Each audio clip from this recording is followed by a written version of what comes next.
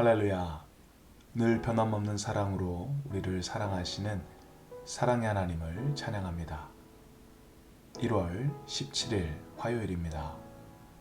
오늘 우리가 함께 볼 말씀은 민수기 10장 1절에서 10절까지 말씀입니다. 민수기 10장 1절에서 10절까지 말씀 함께 읽도록 하겠습니다. 여호와께서 모세에게 말씀하여 이르시되 은나팔 둘을 만들되 두들겨 만들어서 그것으로 회중을 소집하며 진영을 출발하게 할 것이라. 나팔 두 개를 불 때에는 온 회중이 회막 문 앞에 모여서 내게로 나올 것이요 하나만 불 때에는 이스라엘의 천부장된 지휘관들이 모여서 내게로 나올 것이며 너희가 그것을 크게 불 때에는 동쪽 진영들이 행진할 것이며 두 번째로 크게 불 때에는 남쪽 진영들이 행진할 것이라. 떠나려 할 때에는 나팔 소리를 크게 불 것이며 또 회중을 모을 때에도 나팔을 불 것이나 소리를 크게 내지 말며 그 나팔은 아론의 자손인 제사장들이 불지니 이는 너희 대대의 영원한 율례니라. 또 너희 땅에서 너희가 자기를 압박하는 대적을 치러 나갈 때에는 나팔을 크게 불지니 그리하면 너희 하나님 여호와가 너희를 기억하고 너희를 너희의 대적에게서 구원하시리라. 또 너희의 희락의 날과 너희가 정한 절기와 초하루에는 번제물을 드리고 화목제물을 드리며 나팔을 불라. 그로 말미암아 너희 하나님이 너희를 기억하시리라. 나는 너희의 하나님 여호와니라. 아멘. 이스라엘 백성들이 출애굽을 했습니다. 당시 출애굽한 이스라엘 백성들의 숫자를 정확히는 알 수 없지만 민수기 2장 32절 말씀에 보시면 싸움에 나갈 만한 장정의 숫자만 60만 명 정도가 된다고 합니다.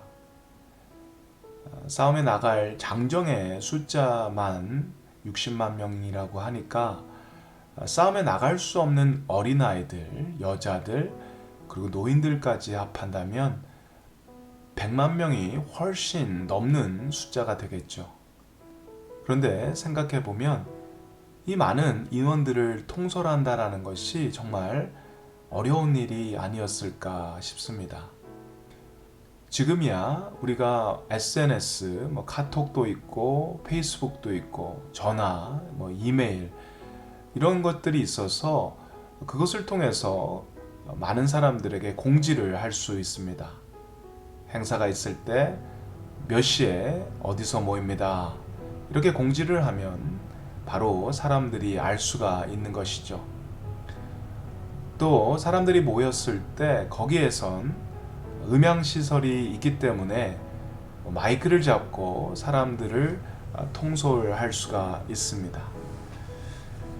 그런데 모세 시대에 사는 사람들에게는 지금과 같은 전화, 인터넷, 음향시설이 없었습니다. 그러면 어떻게 그분들은 그 많은 사람들에게 정보를 전하고 또 명령을 전했을까요? 오늘 본문을 보시면 그 답이 나오지요. 하나님께서는 나팔을 불어서 사람들에게 신호를 주고 또 신호를 통해서 사람들에게 명령을 전했습니다. 그 나팔 소리에는 여러 가지 다양한 신호들이 있었습니다. 그리고 그 신호에 따라 누가 모이는지 또 어디로 모이는지에 대해서 알려주었습니다. 그럼 나팔에 대해서 한번 살펴보았으면 좋겠습니다. 나팔은 어떻게 생겼나요? 하나님께서 은나팔 두 개를 두들겨서 망치질을 해서 만들라고 하셨습니다. 음판을 망치로 두들겨서 만들었습니다. 우리가 알고 있는 나팔, 겉이 아주 매끈하게 생긴 그런 나팔의 모습이 아니겠죠. 굉장히 투박한 모습이었을 것입니다. 그렇다면 이 나팔에는 어떤 소리가 났을까요? 이 나팔이 내는 소리는 그렇게 많지 않았을 것 같습니다. 오늘 본문에 보시면 크게 불어라, 소리를 크게 내지 말라, 이 정도입니다. 현대시대의 악기들을 보면 참 많은 소리를 내는 그런 악기들이 있습니다. 그런데 본문에 나오는 이 나팔은 아주 단순한 소리를 내는 나팔입니다. 그리고 소리도 바이올린이나 클라리넷, 그들이 내는 아주 고운 소리가 아니고 좀 짜증스러운 그런 소리가 나지 않았을까 생각이 됩니다. 그런데 하나님께서는 이 투박하고 소리도 곱지 않은 악기를 가지고 그 수많은 사람들을 지휘하는 도구로 쓰셨습니다.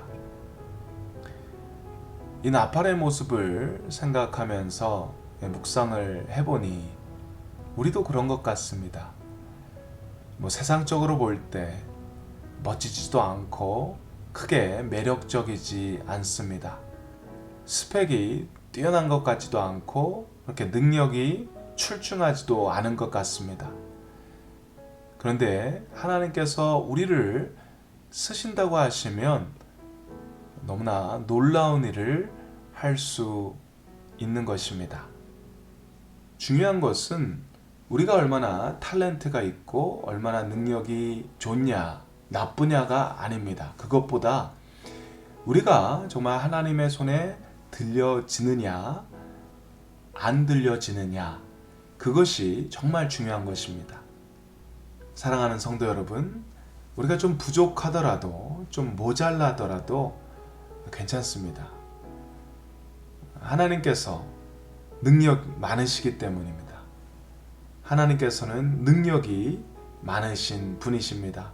그분께서 우리를 들으신다면 정말 우리를 통해서 엄청난 일, 멋진 일, 또 우리가 상상할 수 없는 일들도 충분히 행하실 수 있음을 우리 모두가 기억하시길 바랍니다.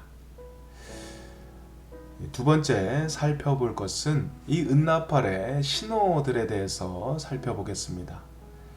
나팔을 통해 신호를 보내는 방법은 크게 두 가지입니다. 첫째는 나팔을 낮게 부는 것입니다. 그래서 사람들을 모이는 신호로 사용합니다. 또 나팔 두 개를 낮게 부르면 회중들이 모이게 됩니다. 그리고 나팔을 한 개를 낮게 부르면 천부장된 지휘관들이 모이게 됩니다. 둘째는 나팔을 크게 불면 사람들을 행진하는 신호로 사용됩니다. 나팔을 크게 불면 동쪽 진영이 움직이고, 두 번째로 불면 남쪽 진영이 움직이고, 세 번째, 네 번째 불면 서쪽과 북쪽 진영이 출발했습니다. 이 투박한 나팔 두 개로 100만 명이 넘는 이 수많은 사람들을 지휘할 수 있었습니다. 그런데 여기서 우리가 한번 생각해 봐야 하는 것이 있습니다. 이 나팔 소리가 아무리 크다 하더라도 그 수많은 사람들이 광야에서 이 소리를 어떻게 다 듣고 또 모두 다 거기에 순종하고 따를 수 있었을까입니다.